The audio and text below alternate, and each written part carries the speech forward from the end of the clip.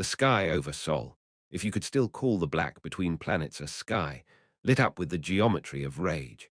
A serried wall of hulls, carriers the size of small moons, dreadnoughts with pitted ritual scars, squadrons of pale, insectile cruisers that moved in the kind of synchronized menace that had put entire species into therapy for generations.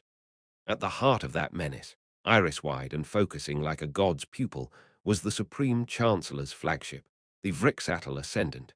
Its spires gleamed with ceremonial bronze, its hulls were engraved with the names of worlds she had annexed. Vrixatal herself stood on the observation dais, regal and furious. The tapestries of conquered constellations behind her flickered crimson, a gallery of trophies. Her claws trembled, not with fear, but with something near irritation. "I will personally oversee the correction of these insolent mammals," she told the bridge. "I will deliver them civility." And then it happened. Comms lit up and a signal forced its way through, and the view screen came to life. It was the one and only Jack Burton. "How quaint.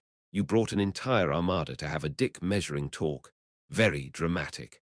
Also, your parking sucks. Now, who's in charge of this shit show you call a fleet? And I swear to God, Vrixatal, if you say it's you, I'm gonna lose it. You've been fired, and I'm not in the habit of refiring the same being twice. So you better have a good reason why you're on that flagship looking like you're running things." She leaned forward, claws splaying against the railing as if to anchor herself to history. "You may mock my parking, and you may fancy yourself the district's nuisance janitor, but understand this. I have annexed sons that still sing their resistance in fossils. I have negotiated surrenders written in the blood of empires. You," she paused, savoring the insult, "are a single species with a flair for theatrics and a surprising inventory of illicit hardware. I will make you watch as I enslave all of humanity. Everything they love will be taken from them. Everything they cherish, right down to their dogs, will be erased." Jack's face went ice cold. "Did you just threaten to kill all of humanity's dogs?" "Yes, amongst other. Did you seriously just threaten to kill all of humanity's dogs?" "Again, yes, along with many. Oh, that is it," Jack screamed. "That's it. You, over there. Steve, put your hand over the red button." Jack's eyes looked as if they could have pierced the souls of the gods themselves.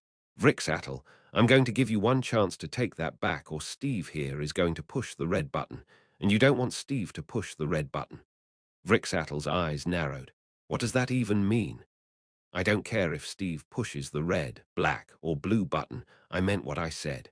You want Steve to push the black and blue buttons too, 'cause he will, and make no mistake, you will not like it." Vrixatal's form went solid in sheer determination not to be rattled. "Do it. I don't even think you have these so-called Death Stars." Jack's grin widened like a crescent moon.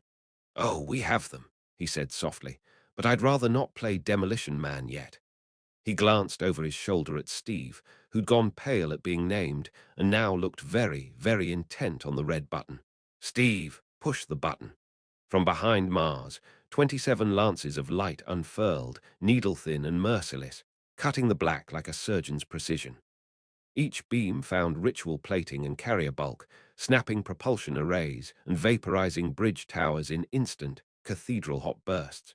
Shields flared, then collapsed. Corridors emptied into vacuum as whole squadrons went from formation to drift in the span of a breath. Two-thirds of the Ascendant's armada became wreckage and ghosts.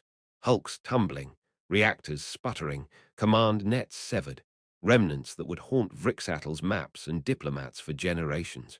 Sensors screamed, rescue cadres were overwhelmed, and distant worlds watched and recalculated the cost of conquest immediately. Vrixatal's composure split like thin glass. For a sliver of a heartbeat, she stood frozen on the dais. No ritual, no pronouncement, only the raw animal shock of a predator cut off at the knees. Her mandibles worked. Her bioluminescence stuttered into a dull, embarrassed glow. Then the old, iron muscle of command snapped back into place. "Withdraw," she ordered, voice ablade. "Regroup, fall back to council space. Do not engage." The Ascendant began its wounded retreat, the grandeur of empire dragging a trail of smoking loss behind it. "Damn it, Steve, that was the blue button." "Sorry, sir, they're so close together." Jack rolled his eyes. "Ah, I'll get over it." Jack looked at his comms officer. Get command on the phone. We're going to need Captain Planet and his friends. Steve recomposed himself. The pollution guys. No, not those idiots. The super soldier and his friends. I'm taking them, and we're going to hunt down Vrixattle. You don't get to threaten all of humanity's dogs and think there won't be consequences. The call went out, and the chase was going to begin. This would be a hunt that the galaxy would never forget.